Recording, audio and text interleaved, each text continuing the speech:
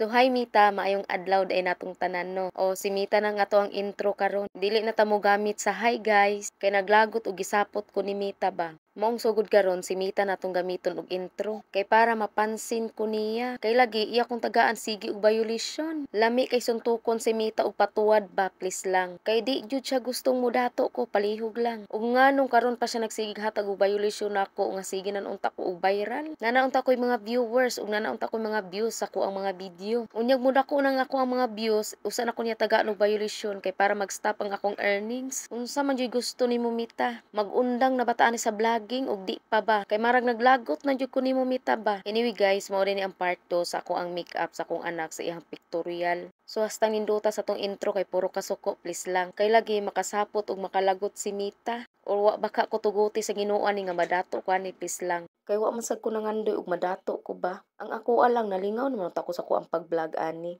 Unya ka ni si Mita is permi tutol sa ko ang gitarbaho. Kay sa akong paghibalo is wa jud ko na violation. Kay tanang video nga akong gibuhat is ako jud na. Halos tanang tools iya nang gihatag sa ako ag monetize. Iya para ba unta akong gipakapinan sa bonuses nga monetize. Kinsa man kunoy di malipay ana nga na monetize ko sa bonuses. Kay sa bonuses man gud is pwede ka makakita og 1.5 million. Kay ang uban ma-invite silang bonuses is grabe jud sila mag-ambak-ambak. Ug napagay uban magilak-hila kay lagi sa kalipay nila nga na-invite nila sa bonuses. Pero ako pagay ko kaambak-ambak sa akong kalipay. Iya na din kong gitagaan og violation. Nakakaon man sa siguro ni si Mita og isa ka kilong bitsin. Kay siya ra say nakabalog unsay violation nimo. Unya ra ba paspas ra ba untang earnings sa bonuses? Unya taga-upload na ako din na nakoy kita iya din ipastop akong earnings kay lagi daw nagka-violation ako. Ubuot lang unta hunahon ba nakasweldo na jud unta ko diri sa Facebook ug nakatilaw na unta ko sa akong hinaguan diri sa Facebook. Unsa man jud gusto nimo Mita? Basin unya og nakasuyop ra kadag isa ka sakong abog ba? Mao nang sa tinuod lang makawala gana ang pag-vlog diri sa Facebook. Ug pwede pa lang kumahangyon yung mga viewers nako nga didto na lang unta mo tan-aw sa ko ang YouTube channel maayo pa. Ug pakapini na lang sad unta na ninyo ay na lang unta mo kalimot og subscribe sa akong YouTube channel kung makaadto mo. Kay mara og gilaay nako diri sa Facebook.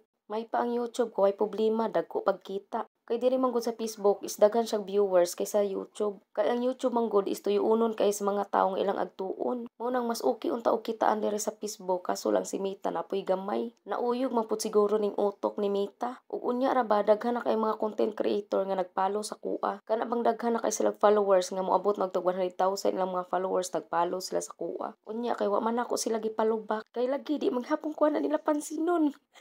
Munang mag-undang ta ninyo. Ayoko niyo ipolopalo dara gapon mo suporta nako. Otro po ning ubang mga content creator, followers ray gusto.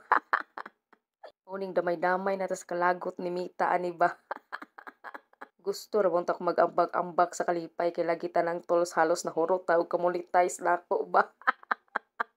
Unya ang ending day permi ko tagag violation ni Mita.